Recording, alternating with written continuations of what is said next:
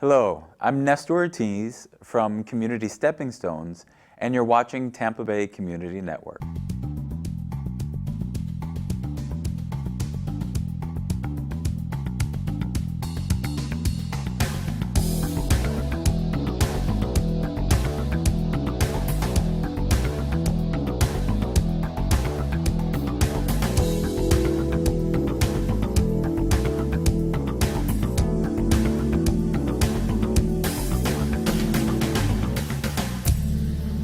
Welcome. My name is Linda Saul-Sena. Welcome to Culture Vultures. Today we have a great guest, Nestor Ortiz, the Executive Director of Community Stepping Stones. So welcome, Nestor, to our program. Thank you, I appreciate it. Tell folks what Community Stepping Stones is. Well, Community Stepping Stones, we are a small nonprofit, but we do amazing things in the community around arts education. And this year we're incorporating more science into our programming. And what we do is we go into the community and we teach them about arts instruction, and in most cases we relate it back to something science focused, and sometimes that's around water, it's around the environment, it could be a number of things. What age children does Community Stepping Stones engage? So we serve all age ranges for the most part. So it's primarily K through 12. So we have elementary programming, we have middle school programming, and then we have our high school program called the Atlas Project. Do you do this in your Sulphur Springs campus or throughout the community? So we primarily focus throughout the community right now. We go into communities like we work with the Tampa Housing Authority, and we go to some of their locations. We go to Metropolitan Ministries, and we work with them as well. We are right now in the process of developing our in-house programming, which means kids from Sulphur Springs and from other communities around us can now go to our gorgeous campus and do some of the classes there. Describe your campus for a moment. The campus, it is a fantastic campus. Beautiful campus with oak trees right on Hillsborough River. It's about 4 acres. It is called the Man Wagnon Park. And we have a couple of buildings on that site where we can do arts instruction. We have a couple of studio spaces. So kids can really come there and feel like they're getting away from everything. It really feels like, and I guess the best way for me to describe it is an educational oasis. That's a wonderful description. You're not just going to a big structure or a big building and just being trapped in there. You're going outside and you're enjoying the environment. You're enjoying really what Florida has to offer while getting creative and enjoying all that. So it is a absolutely beautiful campus. I love that, an educational oasis. Educational oasis, Beautiful. Absolutely. Tell me about some of the programs that Community Stepping Stones offered this past summer. Yes, so we had a couple of programs going on. We have our K through 5th grade program, which is our Children's Art Initiative. That program happens year-round, but we do a summer component as well. And that's primarily funded through the Children's Board of Hillsborough County. And that's where we're doing art instruction, working with young people on how to develop those skills around creativity and things like that. All of that we do with the Children's Art Initiative, all the works that those kids produce, we put it all together at the end of the school year, and then we create an exhibit, a gallery show. And we do it through our partnership with Hillsborough Community College, the Ybor campus. And we put on a show, and it's up for about a month and a half. And it's pretty much all the kids' work put together in like one big show. And this year it was called Think Earth, and the Tampa Bay I Want to Inherit. And it was absolutely wonderful. It was a wonderful So the show. children and their parents, as well as the community, Absolutely. can see their work. Absolutely. In fact, because of the communities that we're serving, we recognize transportation might be an issue and all of those things. And again, through funding from the Children's Board, we were able to provide transportation to parents and their families and the kids to come out and see the show and go through like a special engagement for the show, which was fantastic as well. So that was our Think Earth exhibit. We also worked with the school district of Hillsborough County, their after-school program called Host, and we had some kids come out on site to the campus, and they did our graphic novel initiative. They worked on a couple of weeks. They worked in these teams. They worked together to develop these graphic novels, which kind of look like this. And they developed a story, like a structured story, around something they were passionate about. And it went phenomenal as well. And Host was absolutely ecstatic about the programming we provided on site and what the kids delivered. So these were junior high students? We actually did 4 cohorts. Yes. And 2 of those cohorts were middle school students, and then the other 2 were elementary school students. So it was pretty fantastic. Well, I know as a kid, I loved comic books, but this is even beyond your traditional Superman, I gather. Absolutely, absolutely. The Graphic Novel Initiative, it pulls these kids together who maybe before wouldn't have even spoken to each other, and it has them working in teams, and then they identify something they're passionate about. So it could be animals, it could be the environment, it could be a number of things. And then the really exciting thing about this is collectively they have to build a story. So they have to go through character development, they have to identify, what's our end goal, and then they have to go through structured storytelling. And they go through it all together, they create the characters, they design everything, they draw it, they color it. We do some finishing touches at the end, and then you have this beautiful piece, which is something like this. And for kids to be able to look at their work in an actual comic book is amazing. They must be so proud. They are. So are their parents, so are our instructors, and everybody who gets these comic books. And we pass them out. They're also displayed on Mayan, which is the school district of Hillsborough County's kind of reading portal. So any Hillsborough County student can go onto Mayan and they can read books. So it's a virtual library, and all of our graphic novel initiatives can be found on Mayan as well. That is fantastic. Absolutely. So imagine a kid who just went through this program can now say, hey, you can find my comic book or my graphic novel on this medium. It's so legitimizing as a young person to see your work in print. I mean, it's heady, it's exciting. It is. And these kids, it's a rush for them. And we want to continue to cultivate that. We want to continue to say that there is a place for some level of creativity. There's a place for you. And they're engaged, they're learning, and they may not even realize that this is Absolutely. educational because they just think it's fun. Absolutely. Exactly. They're just making graphic novels. They're just making comic books. But we know it's so much more. Well, and the instructors are both artists and educators? Absolutely. So our instructors, they either come from the school district, teachers that have the break over the summer, or we have artists that are coming in that really enjoy engaging young people. So we make sure all of our instructors have background in both of those disciplines, both art and education, because that's incredibly important. Well, these are very lucky young people to do this.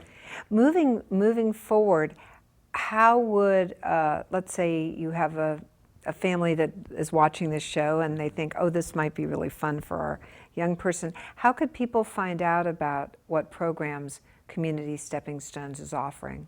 So we are going through lots of transition. We are identifying programming, we're reaching out to more communities, we're building capacity to deliver programming.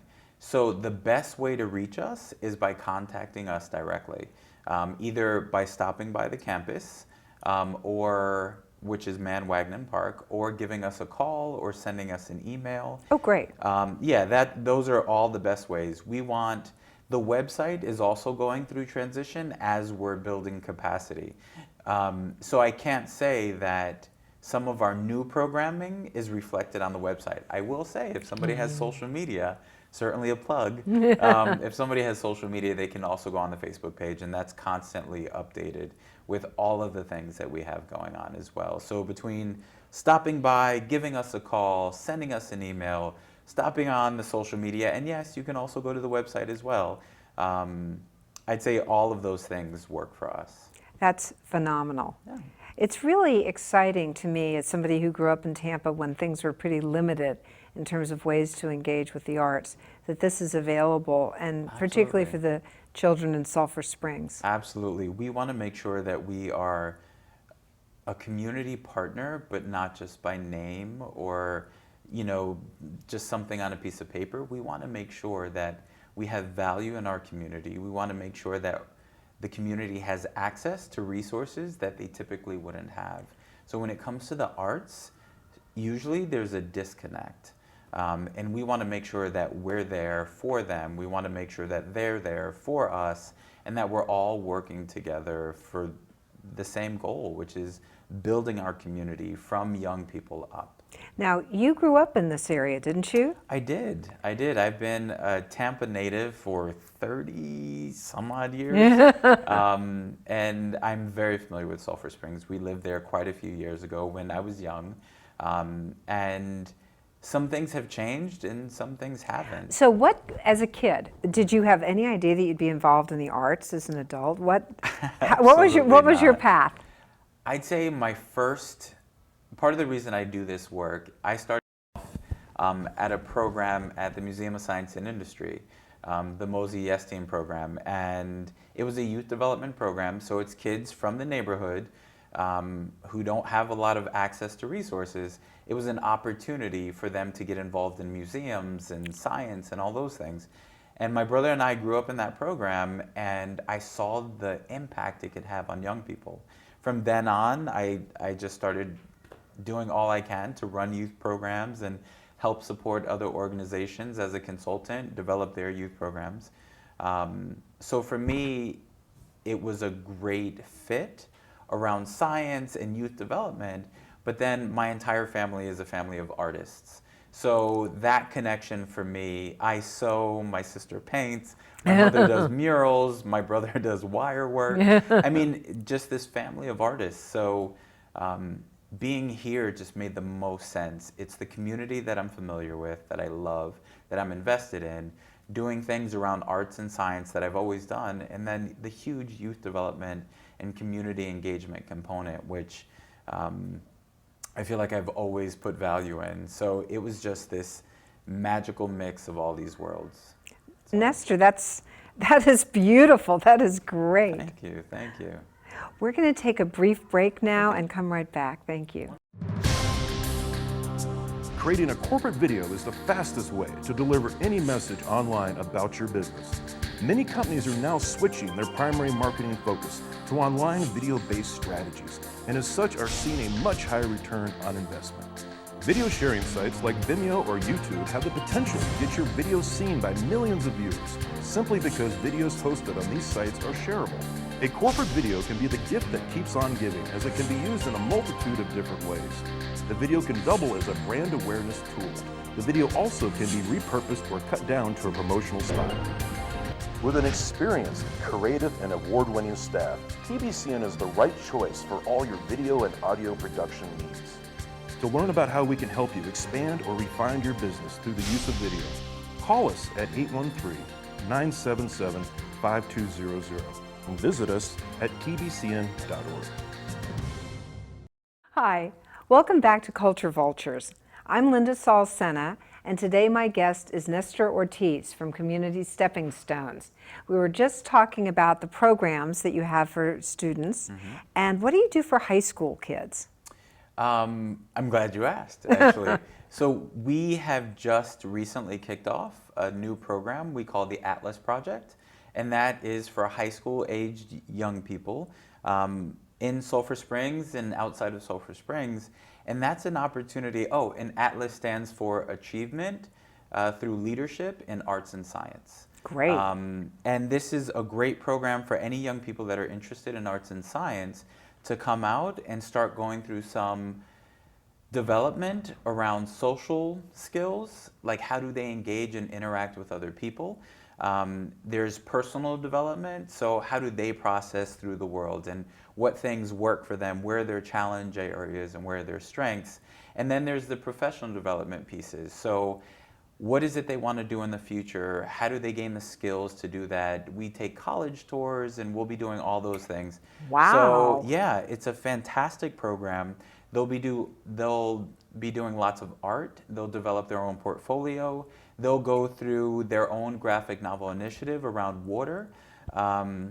So lots of opportunities for them to do things in the community, to work on art projects, to work together, lots of team building activities. So it's a big mashup of everything they'll need in the future in a way that connects with them and works for us as an organization. So we're really excited about launching this program. Well, I know if you want to go to a after high school program in the arts, you often have to present a portfolio. Absolutely. And most young people have no clue how to begin. So that's an amazing opportunity. Absolutely. And what is the cost for participating in this? I'm so glad you asked as well. The cost is nothing for the student. So this is primarily a grant-funded program. One of the funders of this program is the Tampa Bay Rays. Thank you. So we really recently got some funding through them, and we have some other grants that are going to help support this. We recognize the community we're serving, and we know that we want to provide access and resources to kids who don't typically have it. And this is one of those opportunities where we say, show up, be intentional, be invested, and we'll give you everything you need. That is a phenomenal, fantastic program. I'm just Absolutely. so excited. So As are we. that's going to kick in this fall then. Absolutely. Will it be Absolutely. through the year? It'll be throughout the year. So it is a one-year program, but we're looking at funding to cover the second and the third year. Ideally, we'd like to see, and we do have about 12 slots available. So any young people that are interested, we do have 12 positions. There is an application process that they'll have to go through. But anybody who's brought on and goes through the program for a year, we'd like to see them serve as mentors to some of our younger that's students great. the second year. Are we going to art teachers for recommendations of young people? Absolutely. We're going to art teachers. We're looking at some of our community partners. We're also even going into the neighborhood itself and passing out information and talking to young people about, are they interested? Is this something that they'd get excited around? So we're very excited. That's a marvelous, marvelous opportunity. Absolutely, we think so. So I've heard about some of the work that the Community Stepping Stone students have developed. What happens to the artwork after it's exhibited? When all of our kids develop this gallery exhibit, we put all their works together, eventually the show comes down. And we have this opportunity with all of this work to put it out in the community. We don't hoard things. We know that these works should be on display. We know that people can really learn from the work that we've done with the young people.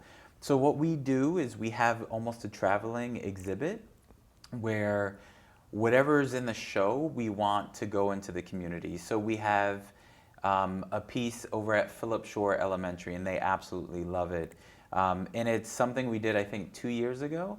And it's a big tree made out of recycled materials by elementary kids. Some of them were Philip Shore students. They love it, and it's displayed prominently at the school.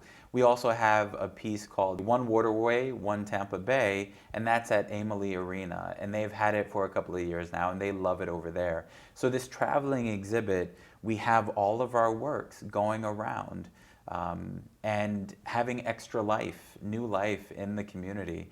And anybody who's interested in having some works of ours, of our young people, they could contact us as well. Oh, that would be great. Absolutely. Because I've seen some of these shows. I have to admit, I am a Community Stepping Stones board member, and I do appreciate Yes. the marvelous work that you do. But having the young people's work out in the community is pretty inspiring, and it's charming. Absolutely. It's really colorful and dynamic, In and fact, we just put some work out over at Tampa's Lowry Park Zoo in their manatee exhibit. So we had something called Beautiful Beasties that our young people worked on, and now it's a full-on program and display at Tampa's Lowry Park Zoo. So breathing new life into the works that these young people may have done a year or 2, 3 years ago, they can see it throughout the community, which is pretty fantastic. tell me about the Music Box project, which I know is in the future. Yes, yes, we're very excited about our partnership with USF Contemporary Art Museum, and that's going on the entire month of April. Is going to be on our campus. These music boxes, they're essentially playground structures that make music, and we're going to build with artists from New Orleans Airlift and USF Contemporary Art Museum, students from USF working with our young people through the Atlas Project. They're all going to come together and they're going to build these structures out of recycled materials that play music, and we're going to have bands come out. They're going to incorporate the music from these structures. The entire month of April is going to be the music month for us at Community Stepping Stones. And talk about synergy, talk about a great partnership and mix between science, so the mechanics behind what we're building, and art, the music we're playing, the structures that are going to be exhibited. And then there's lots of history. Sulphur Springs, many people don't know, but Sulphur Springs has a very rich musical cultural history. I had no idea. Yeah, very rich cultural history. So we're also going to be working with the Sulphur Springs Museum and Heritage Center that are going to do interpretations. They're going to make sure the community that comes through understands and starts to appreciate the rich cultural history in Sulphur Springs. So all these partners, all these wonderful things coming together to do this Music Box project, which is happening in April. The idea of a building being a music box is pretty crazy. It is. So I can imagine percussion, because I can imagine, striking some of the sides of the building, Absolutely. But how else will this work? So we have some photos that we'd love to show you, but we have some levers that people can pull, and it plays, it blows air through horns. We have countertops that are made out of drums. So people take spoons and they take things and they're playing on the countertops. We have pots hanging from different things. We have glasses filled with water, different levels of water, and people can play along the side. So lots of different ways to incorporate sound. Some people could just be spinning these things, these steering wheels, and they turn to the right and it makes a particular noise, and they turn to the left and it makes another noise. It might be spinning a fan that's blowing the wind through it. I mean, so many options, really, and opportunities to create sound, and then incorporating those into other musical sounds and all those things. It's going to be just so exciting. And these are structures that these teams design right then and there. In Sulphur Springs. In Sulphur Live. Springs. There are going to be people building these. Absolutely, absolutely. So the month before April, which would be March, the month before April, these young people, these older people, these partners from out of the state are all coming together to say, let's do this. What materials do we have access to? What represents this community? What represents the musical influences of this community? And let's start designing this and building it. So it's so exciting. We are incredibly excited about this project. I love the idea that Sulphur Springs will be known as the cultural center for this out-of-the-box thinking. Absolutely. Or music box thinking. Yeah. Rather than any other thing. I think that I feel like the arts are in this marvelously growing plastic mode right now in Tampa Bay, where traditional boundaries of what can be created and by whom and where are stretching and growing, and that's marvelous for our community, and it engages so many more people. And in this case, it's in a neighborhood. Absolutely. Which is just great. And I love that Community Stepping Stones has a place in that transformation of art and community and music and just engagement at this much, much higher level. And, you know, we're not just supporting this opportunity, we're actively in the trenches, engaged in making this happen. So we're excited. And aren't you doing something else in the neighborhood with mailboxes? We are. We have partnered up with lots of different agencies. One of those agencies being Rebuilding Together Tampa Bay. And it's almost a community development and beautification program where we are trying to create healthy homes in Sulphur Springs. So all of these partners like the YMCA and the City of Tampa, the Mayor's Beautification Program, things like that, they're all coming together and they're going into these neighborhoods in Sulphur Springs and they're going door to door and they're saying, how can we help you with your home? So they're clearing out things, debris and all these things on the outside, but then Rebuilding Together Tampa Bay is going into the home and installing fire alarms and changing filters and just trying to make the home healthier. Very practical things. Absolutely, absolutely. And what we're doing is we have our young people designing these mailboxes that say any home that goes through this gets this brand new mailbox, and it kind of unites these homes. It unites the community. And our young people are in there installing. And they're colorful, aren't they? And they're colorful, they're beautiful. And a practical purpose is that if police or ambulance need to come in for any reason, they have a mailbox that has numbers that they can see, which is also an issue in some of the communities we're working with. So we're just excited to be a part of that as well. The energy you're sharing with us today is just fabulous. The creativity, the breadth of the programming, it is so exciting to see that this is happening in Tampa Bay's Sulphur Springs neighborhood. Absolutely. Well, we're excited to be a part of it. I thank you for your leadership in your role as executive director and for pulling these pieces together. Thank you so much for joining us today, Nestor. Thank you. I'm Linda Saul-Sena, thanking you for joining us on Culture Vultures, and I hope you'll come back again.